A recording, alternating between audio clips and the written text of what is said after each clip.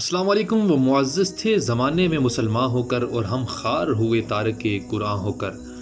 دوستو، ایک وقت وہ تھا کہ جب صحابہ رضوان اللہ تعالی علیہم اجمعین اسی قرآن کی عزت اور سربلندی کی خاطر بڑی سے بڑی سپر پاور سے بھی ٹکرا جاتے تھے.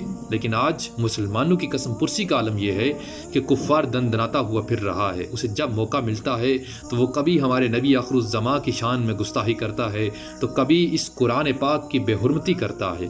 اس کی وجہ کیا ہے کہ مسلمانوں میں آپس میں وہ اتحاد نہیں رہا، وہ ایمان کی طاقت اور قوت نہیں رہی.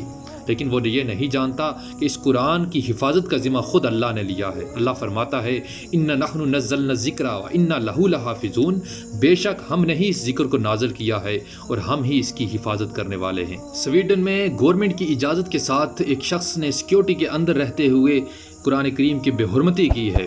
ہم بحیثیت مسلمان اس عمل کی شدید الفاظ میں مذمت کرتے ہیں.